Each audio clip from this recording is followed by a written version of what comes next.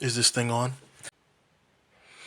So Larry Elder went on to the Breakfast Kids show and made fools of those white owned imbeciles on their own show, which is really bad because Elder is a joke himself and a man who acts like a whore for white conservative power so that he can hopefully get a job with them. So this whole quote unquote interview, if that's what you want to call it, was just a joke and a waste of time. It was a bunch of black idiots desperately trying to push propaganda for their white masters. But there was one thing that Elder said that I wanted to comment on, and since I have this tiny baby sized platform, I decided to do just that.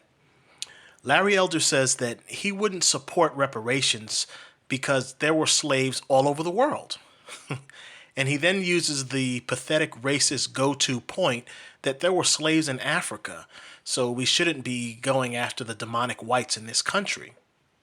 Slavery was of course it wasn't self-inflicted, but there are a lot of people have bloody hands in slavery. Mm-hmm. For example, slavery could not have existed had it not been for African chieftains who were selling black slaves captured in battle or captured through raids and selling them to European and Arab slavers. It could not have existed without that. Well, I finally wanted to comment on that decades-old response. First of all, slavery is a word used to describe many different contractual agreements. Of course, you had the slavery where one owned the other and treated them like property, and that's referred to as chattel slavery. But you also had other forms like domestic slavery. Domestic slavery was really like having a job. You could have your own place to live, you received compensation, you could own land yourself, you could get married to whoever you wanted, and you could pass whatever you own down to your children. It's basically what we do today. A day in the life of an ancient Egyptian slave. One of the most commonly held misconceptions about ancient Egypt is that slaves were used to build the pyramids. But recent archaeological evidence has found that this is not true. And it's now suggested it was either farmers who built the pyramids when flooding meant they could not work on their own lands, or that a workforce of laborers dedicated their entire lives to the task. That's not to say ancient Egypt didn't have slavery. It did. It was just a little different to how we imagine it today. Self-sale into slavery was also something that happened in ancient Egypt. This usually occurred if someone found themselves in too much debt to shift, and, as a last act of desperation, they would sell themselves and their children into slavery in order to wipe their debt. This could happen to anyone at any level of ancient Egyptian society. But peasants would sometimes even just sell themselves for food or shelter. You work for a corporation, you do whatever they say, the corporation has rules that you must follow on the job, and even when you're not at work, they determine the type of the conduct that you're supposed to follow. They also determine the type of medical care that you get. They tell you how to dress. They tell you how to do a lot of other things, and you have to follow it whether you feel like it or not. And they can terminate your employment whenever they want for whatever reason they want, and a whole bunch of other things. Now, of course, it's not exactly the same, but this form of employment, which is what it was the accepted standard all over the world at the time.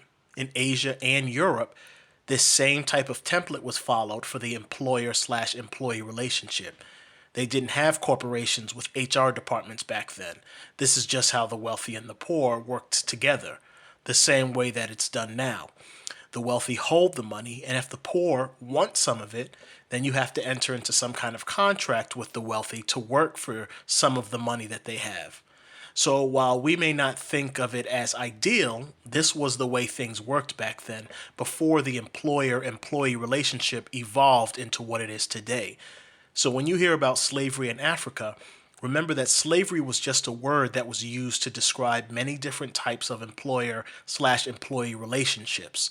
So when Africans sold other Africans to the Europeans, they didn't necessarily think that the Europeans were going to beat, torture, rape, sodomize, brutalize, and systematically destroy the slaves and their future generations.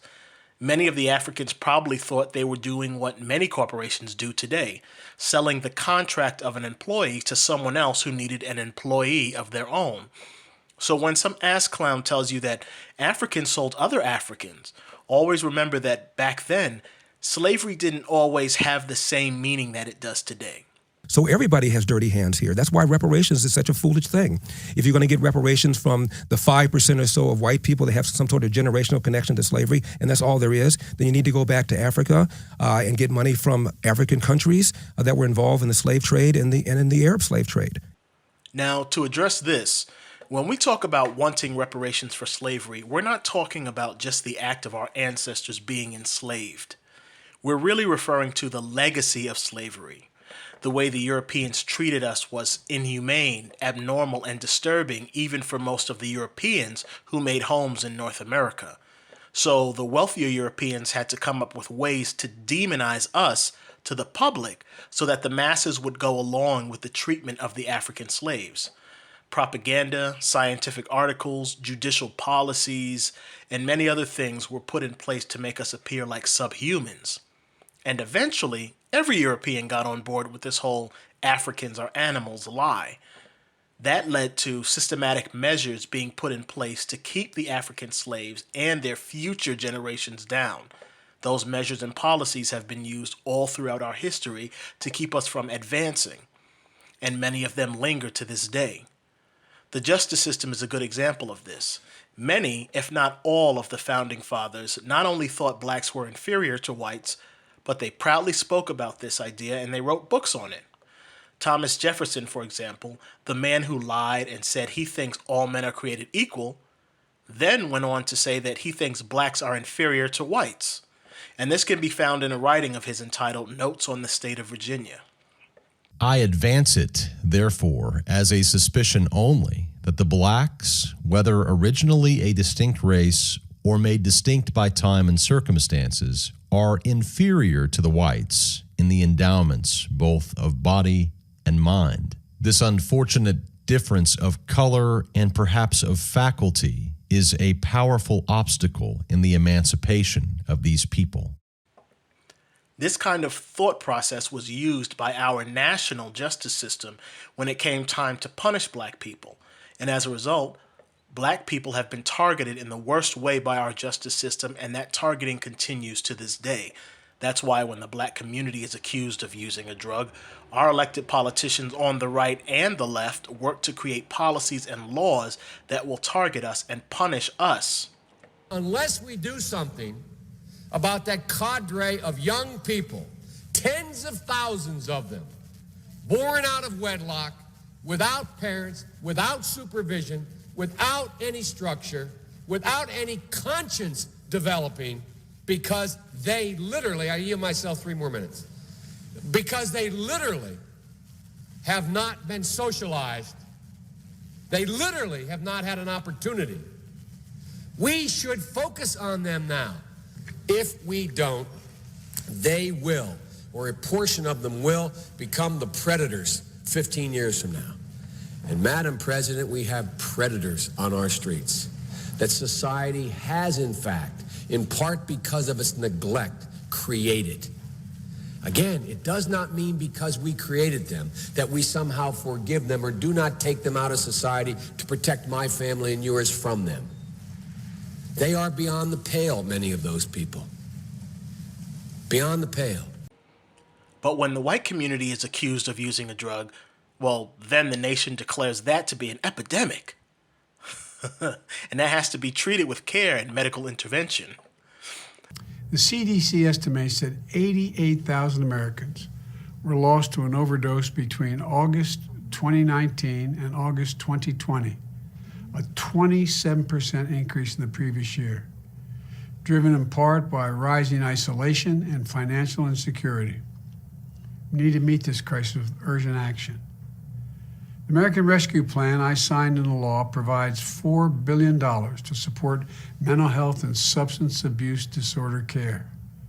It includes $1.5 billion for prevention and treatment, of more than $400 million to support community behavioral health clinics.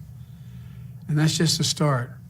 My administration is committed to expanding access to treatment, supporting proven prevention and recovery efforts, and reducing the supply of illicit substances coming into the United States. That's why when white police officers purposely execute innocent black victims, the nation says, well, it's too hard to punish them, so we'll just have to let them go. The Justice Department will not file federal charges against 2 Cleveland police officers in the shooting death of Tamir Rice. The 12-year-old was playing with a pellet gun when he was shot and killed in 2014. Officer Timothy Lohman opened fire 2 seconds after arriving on the scene. Federal civil rights cases require prosecutors prove the officer's actions were willful and not the result of negligence or poor judgment. The federal investigation is now closed. But when a black police officer accidentally kills an innocent white victim, well, he's immediately punished and put in prison. No hoops to jump through, no difficulty, no nothing. Easily, they can punish him and put him in prison. This afternoon, jurors convicting former Minneapolis police officer Mohamed Noor of third-degree murder and also finding him guilty of second-degree manslaughter. But Noor was not convicted of second-degree murder. Good evening, everyone. Thank you for joining us. I'm Kelsey Carlson. And I'm Jeff Passel. The verdict, historic. The first time a police officer has been convicted of murder in Minnesota in recent decades. Those disparities exist because of the legacy of slavery, and we're still feeling and dealing with the effects of slavery to this day. Even in other areas like economics, descendants of slaves are denied loans, given lower appraisals on their properties, or just flat out kept from purchasing in certain areas because of how white society has been conditioned during slavery. Those institutions, concepts, and societal viewpoints that were created during slavery still exist and still affect the descendants of those slaves. By analyzing 2 years' worth of federal data collected through the Home Mortgage Disclosure Act, we discovered mortgage denials are far more common for people who are black. The numbers show most of the largest lenders in the Charlotte market deny black applicants 2 to 3 times more often than those who are white, with some banks in particular denying nearly half of those who apply. So when black people ask for reparations, we're not asking for payment due to the enslavement of our ancestors alone. We're mainly asking because we're still being affected to this day because of the legacy of slavery. Animals like Elder know this and pretend otherwise because, like a whore, they debase themselves and do whatever is asked of them by the people promising them some money. And that legacy is so strong that even other descendants of those enslaved Africans will go out of their way to disgrace the same people that they came from if it means pleasing white society.